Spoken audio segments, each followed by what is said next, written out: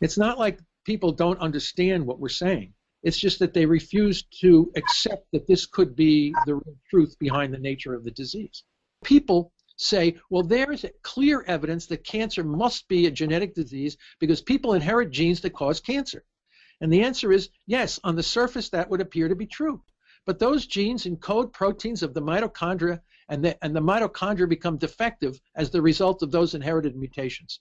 1,600 people will die today in the United States alone from cancer. We have an epidemic, an emergency in this field. And there's 21,000 people in the world who die every day from cancer. Tragedy, for sure. The good side is there is a treatment protocol that can radically address, prevent, and treat most of these. Hi, this is Dr. Mercola, helping you take control of your health. And today I am joined by Professor Thomas Seyfried from Boston College, who is one of the current pioneers in the application of this therapy, which stems from Dr. Otto Warburg. Now, most of you watching this have heard of Warburg before. He was, as most experts would not argue with, recognized as one of the most brilliant biochemists of the 20th century. Most people know he won a Nobel Prize in 1931 for the discovery of the metabolism of malignant cells. But what they don't know, that he also was an MD and a PhD and was personal friends with Albert Einstein and many of the luminary, brilliant scientists of his time. He also didn't just get one Nobel Prize, he got several. Problem is, he was a German and chose to stay in Germany, and Hitler did not allow him to collect a second Nobel Prize in 1941, and he was nominated for a third. So, brilliant guy, he came up with this theory, and he's passed away, I believe, in the late 70s, maybe early 70s. And he's had some disciples since then. His first disciple who took up this cross. Warburg's one of his burning passions was to find a cure for cancer. And he did, he really did. But because he was such an eccentric and he lived in Germany, virtually no one accepted his positions, except for Dr. Peter Peterson out of Johns Hopkins University, who took up the cross in I think the early 80s and did a lot of novel work that Dr. Seyfried will discuss.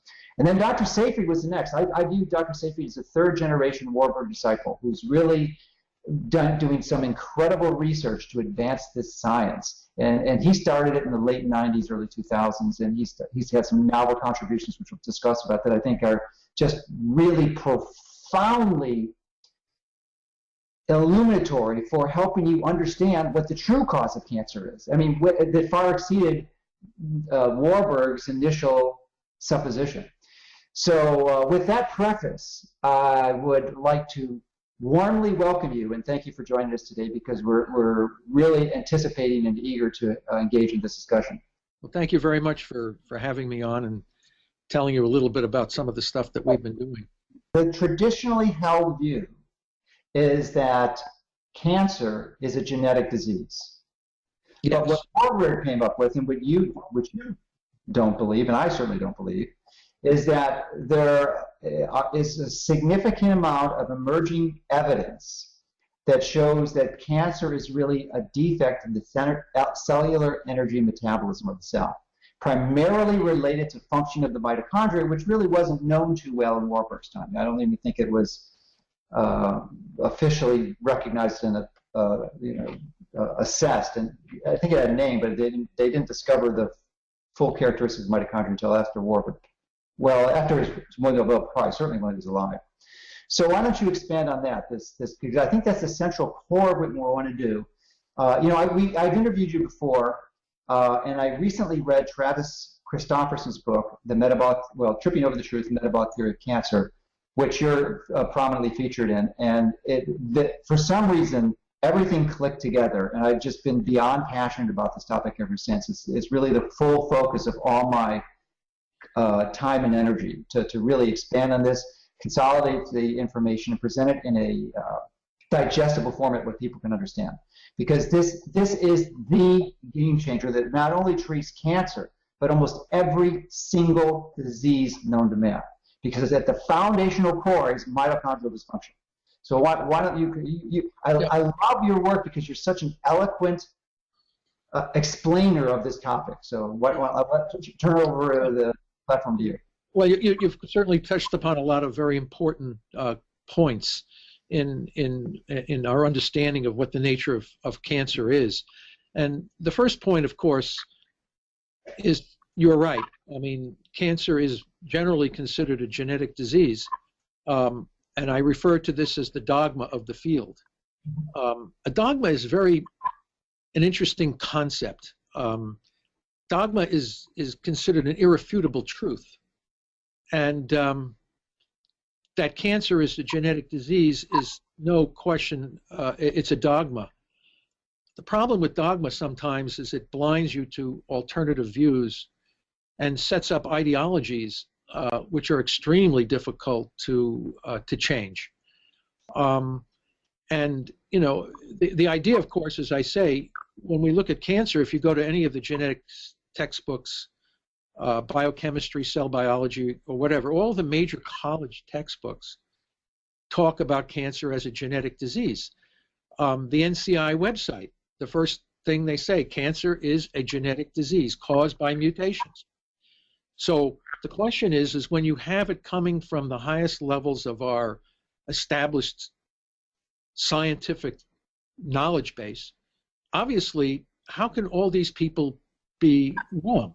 How can this be so misunderstood? If cancer is a genetic disease, everything flows from that concept, and it permeates the pharmaceutical industries, the academic industry, the textbook industries, the entire knowledge base. There's very little discussion of alternative views to the genetic view, and so the argument now is that yes, metabolic problems occur in cancer cells. No one denies that, but these are all due to the genetic mutations.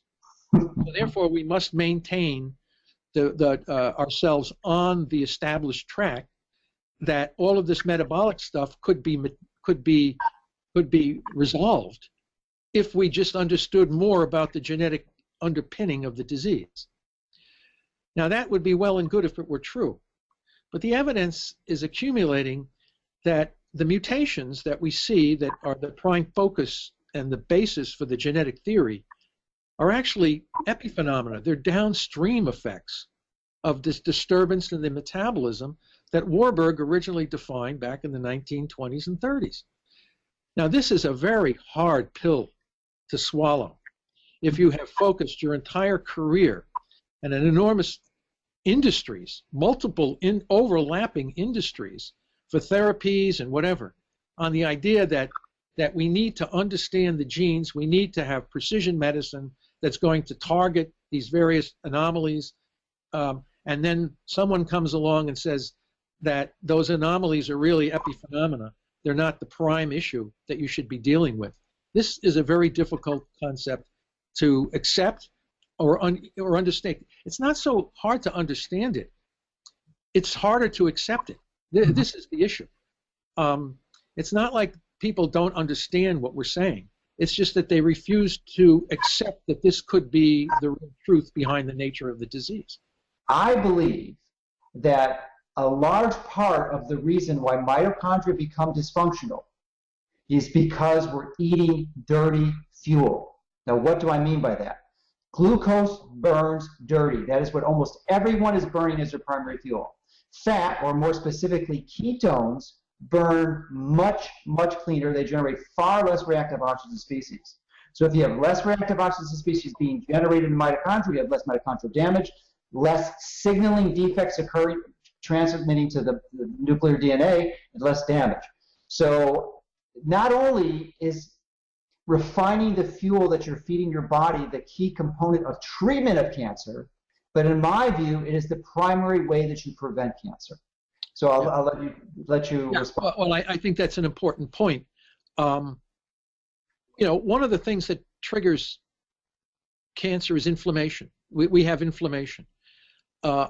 Chronic high levels of blood sugar create inflammation.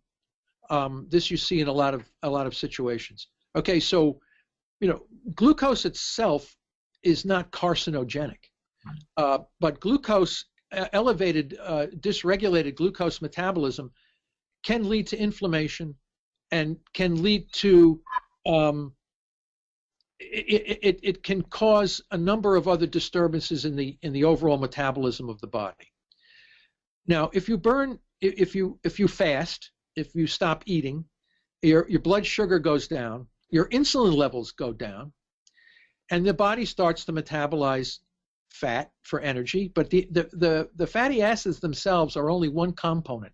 The major component, of course, are the ketone bodies. Mm-hmm. It's like putting a board or a long branch into a wood chipper. The fatty acid is the branch. It goes into the chipper, and out come these little ketone bodies. They're water-soluble fat products. They readily enter cells, and they're metabolized to acetyl-CoA through a series of steps. And these steps generate NADH, which is a reducing equivalent. But they also keep the coenzyme Q couple in an oxidized state. This is very important because it's that coenzyme Q couple where reactive oxygen species are in fact generated in the first place. So this is a little bit heavy on the biochemistry, because Richard Veitch at the NIH has done the majority of work on that pathway, and he was Hans Krebs's last student, by the way, and he has elegantly demonstrated how the ketone bodies. Let me just interrupt there. Krebs, I neglected to mention in the introduction, was actually a student of Warburg. He actually wrote Warburg's biography. That's right. That's right. And the biography was edited by Richard Veitch at the NIH, so, for Krebs's last student. And Krebs also had a great interest in ketones. He did some incredibly important work on the use of the body, by the way the body uses ketones. So ketones are clean fuel only in the sense that they suppress the formation of reactive oxygen species, especially when blood sugar levels are low. Okay, because if you have very high ketones and high blood sugar, you have ketoacidosis, which is a life-threatening event. Yeah, it was only occurs in insulin insufficiency and type 1 diabetes, yes. Not in nutritional ketosis. No, not in nutritional. Very rare can a normal person with normal physiology get ketones above 7 or 8 millimolar. Your ketoacidosis is up around 20 millimolar. I mean, you're so far from that range. So therapeutic ketosis is a very healthy lifestyle, healthy for maintaining maximum energy efficiency and reducing reactive oxygen radical production. So the mitochondria actually get very healthy when ketones are metabolized, as opposed to some of the other fuels like glucose, especially glucose. Yeah, and this is a point I'd like to emphasize from a different perspective, because traditionally, for the last few decades, most natural health enthusiasts would understand the reactive oxygen species dilemma, and their attempt to circumvent this challenge would be to swallow antioxidants either through natural foods high in polyphenols or other natural antioxidants, or supplements in an attempt to reduce them. But I think that's a flawed strategy. I think it's a fatally flawed strategy, because it's far more effective to address it at the source, which is changing the fuel. And it's not that ketones don't generate any reactive oxygen species, because another piece of information that many people fail to appreciate, and I think many health professionals, is that reactive oxygen species are also signaling molecules, very powerful signaling molecules. And if you suppress them indiscriminately, you are going to have biological dysfunction. So you do not want to eliminate them. You just want to control them to optimal levels, so that all the signaling occurs ideally. Yes. And that's what happens with ketones. I mean, you're pretty much in the ideal therapeutic window. Yes. No, you're right. There's no question about that. It's what we call a homeostatic state. Mm-hmm. And ketones allow they prevent a dysregulated reactive oxygen production. And that's basically what it is. And aging essentially is, we age because we collect oxygen radicals in all the tissues of our body, and age is basically the second law of thermodynamics, which is entropy, disorder. We spend our whole life pushing the boulder up the hill, but eventually the boulder does win, and because none of us survive immortal. No, None of us are immortal. So I think there's another variable in there with respect to aging. I think is an important consideration is that it's not so much as pushing the boulder up the hill, but it's ultimately a failure of the repair mechanisms that are there. And once you damage those repair mechanisms, specifically mitochondrial biogenesis, once that is damaged, then you're going to get crushed. Yeah, well, the boulder comes back. Yeah, the boulder rolls downhill faster. Yeah, absolutely. But you're basically, that's all we're doing is calorie restricted ketogenic diets, ketone metabolism, and these kinds of things delay entropy. Basically, what you're doing is delaying the second law. You're allowing your body to remain healthier for a longer period of time, and that's basically what we're doing here. Cancer is accelerated entropy. It's a total disorganization of the homeostatic the parameters within cells and outside the cells in the morphogenetic field and in the entire body itself. Cancer patients have all kinds of disturbances in systemic homeostasis. It's not just in the cells. You see, the problem is many people focus on cancer as a reductionist cell. It's only in that cell. When the body has cancer, there's a number of ramifications that take place throughout the body. We're producing more acidity within ourselves. There's a lot of responses on the part of hormones and signaling cascades throughout the body as the result of this disease. So one has to treat cancer as a systemic. The whole body has to be treated, but in a non-toxic way. And this is the failure of the current treatments is that the majority of treatments for cancer are extremely toxic to the body, causing even greater disturbances in the homeostatic state of the body. So when you look at cancer as a metabolic disease, there are ways to target and manage the disease without creating systemic toxicity, which is the standards of care. Most of the standards of care for cancer are extremely toxic. And when you view the disease as a metabolic disease, you just have to simply target the fuels that the cells are using. And that's primarily glucose and glutamine. And if you can switch the body away from these fuels, you'll have a better chance of providing longer-term management without toxicity. Now, we don't know who's cured from cancer. The issue is if you die from old age, you had cancer at, say, 40, and you die at 93 from something other than cancer, we would know you were cured from your cancer. Right. But we can't know that because many cancers come as the result of the treatments. Some people are so-called, they use this 5-year thing. If you don't have your cancer come back in 5 years, they call you cured. But 15 years later, you get a new kind of cancer that came as the result of the treatment for the first cancer. Now, and that could be from toxic chemicals or radiation or a variety of other things that would be used. So was that person really cured of that cancer, or was it the same cancer that came back or a new cancer that came back? It's very hard to say that. So what I like to say is, can we manage cancer and maintain a high quality of life for as long as we possibly can? I think that's a more rational view to this, rather than saying metabolic or ketogenic diets are going to cure cancer.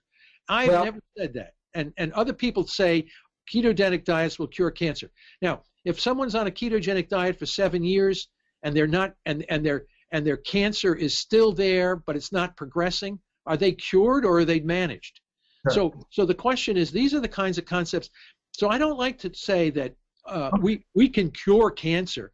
I like to say that we can manage cancer and keep people in a state of quality of life. But what we have to recognize, in light of what we've done in others, is that if cancer is a mitochondrial metabolic disease, and you get cancer because of mitochondrial failure in certain populations of cells in certain tissues, if you prevent your mitochondria from entering into this dysfunctional state, and cancer is a mitochondrial metabolic disease, the probability of getting cancer is going to be significantly reduced. So to what percent? I would say probably 80%, at a minimum of 80%. So cancer is probably, as I said in my book, one of the most manageable diseases that we know of. Very little energy is given into prevention. most of the energy in cancer is for cures, finding cures and finding new treatments. Very little energy is spent. The federal government spends very little energy on prevention. Now, the problem, of course, is people don't want, many people, I don't want to say old people, the people don't want that. What do you have to do to prevent cancer? Oh, you have to therapeutically fast for a week? Oh, I'm not going to do that. Give me a break. I'll roll the dice and say, let me see if I'm going to get, you know, right. It's like, what? Oh, I have to exercise? So an effective prevention is to eat less and move more, and you know, to a lot of people they don't want to do that. But I have to admit the younger people are recognizing this, and I think that more and more people are becoming to realize. Once you realize what cancer is, it's a metabolic disease. Yeah. Then you can take charge of those kinds of things. In other words, getting cancer is not God's will. Yeah. It's not the fact that you have bad luck. As some of the scientists say, you know, you got bad luck. You have nothing to do. You just got bad luck. It's in your genes. You got bad luck. You know, this is not accurate. You're exposed. Our environment. Now we have to recognize. I agree with you.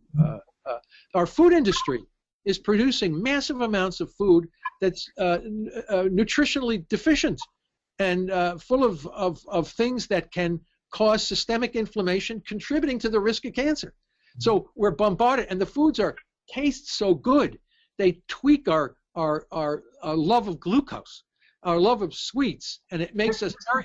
You're probably not aware. We spray over, I think it's almost a billion pounds of glyphosate as Roundup on our food crops that are mostly fed to animals. Yeah, is a potent contributor to mitochondrial dysfunction. I just learned that last week. Yeah, no, I'm saying there's so many things in our environment that contribute to mitochondrial dysfunction. And, you know, that manifests itself not only in the form of cancer, it manifests its form in the form of type 2 diabetes, cardiovascular disease, Alzheimer's disease. You know, Alzheimer's disease is another one of these metabolic problems. People who have Alzheimer's disease are hypometabolic. You know, one of the questions at the NCI was, how come people with Alzheimer's disease have a lower risk to get cancer? That was one of the provocative questions. And the issue is that they have low blood sugar levels. They are hypometabolic. It's very hard to drive a tumor if the fuels that to drive the tumor are in low concentrations. The bigger question is why people with Alzheimer's are hypometabolic.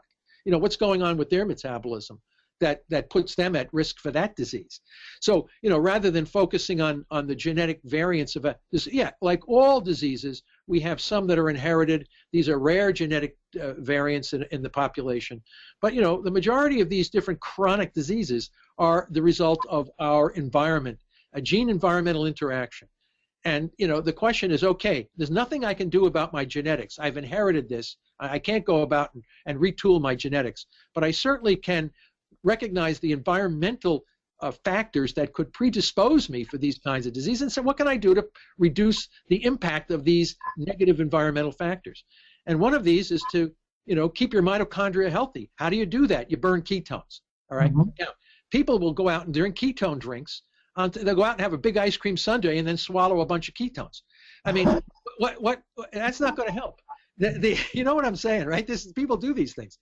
So I was going to ask your viewpoint, not that strategy, but in addition to, you know, difference of using therapeutic interventions like exogenous ketones or short chain fatty acids like caprylic acids, medium chain triglycerides to generate. But anyway, we'll discuss that in a moment. Yeah, but I'm just saying your body retains ketones when blood sugar is especially lower. Yeah. Otherwise, you pee out the ketones. So, you know, this is another thing you have to, because we've done these studies in mice and we've seen this. Yeah, so you can't have your ice cream and ketones too. No. Yeah, you can look at it that way too. A lot of us don't understand how our bodies work or our own physiology. Sure. So what we're talking about here is a personal understanding of your body and how it responds to these. And you know, most people don't even discuss this. Know very little about it. No, I couldn't agree more wholeheartedly with you, and that includes many, if not most. My guess is the vast majority of natural healthcare professionals who are advocating embracing this concept. They don't understand the protein component. They haven't integrated that into the equation, and that is going to be one of the central crux and thesis of the book to help people understand, actually go through the biochemical pathways of mTOR and all the other pathways that contribute to it, so they can understand and paint a clear picture like you so eloquently did with your research, compiled it so brilliantly, and provided the entire race with the most powerful illustration to refute the ignorance of the cancer theory, of the genetic theory of cancer. Yeah, well, this is the first step. The first step. Second step is the metabolic movement, the movement that's going to... I can assure you, I'm committed beyond 100% to making sure this thing happens. I mean, it's the highest priority in everything I'm doing right now, is to teach these principles, because it is core to everything, and it's just bounces off brick walls of what almost everything is being taught. Partially because of Atkins, I think, because he had an interesting idea, but he absolutely didn't understand this stuff. He was clueless about the dangers of excess protein, or even the quality of the food. All he thought was low carbs are useful. And yeah, it's useful sometimes, but a lot of times if you don't do it right, you're going to cause more good than more damage than good. Yes. I've been passionate about technology in addition to health for almost 50 years. I took my first programming class, Fortran and COBOL, 1968. And then I got my first computer in 85. It would have had it sooner, except I was in medical school and residency training program. So that's when I finished. And then I got online in 1995. About 2 years before I started my website. But I can tell you from my perspective now, which is I've been online for 20 years, actually 21 years now, because I got on in 95. And this is, everyone knows how pervasive, how enormously encompassing, intertwining the internet is. Our life will never be the same again. And if you can just imagine back prior to 1995 how your life was compared to it is now. I mean, it's the internet. Well, and it's the web. It's the web/internet, because the internet started in 1968 with DARPA. But I think it's the same situation. I have the same feeling I did in 95, that we are on the threshold of an explosion of clinical intervention that's going to change the history of medicine. Literally will change the history of medicine. And we don't have time to go into the details now what that is. That's why I'm writing a book. If you my word and my commitment, I'm going to have the protocol, and hopefully you can use it as a part of the process as we start getting this feedback, this anecdotal feedback of all these success stories, so that we can design the clinical studies that will prove it and rapidly accelerate the adoption of this. So literally those 1,600 people don't have to die every day. Yeah, I agree. Needless pain and suffering. Yeah. And if you want, Fault in Our Stars, really a phenomenal movie that will just drive that home on steroids. Yeah. That's very important.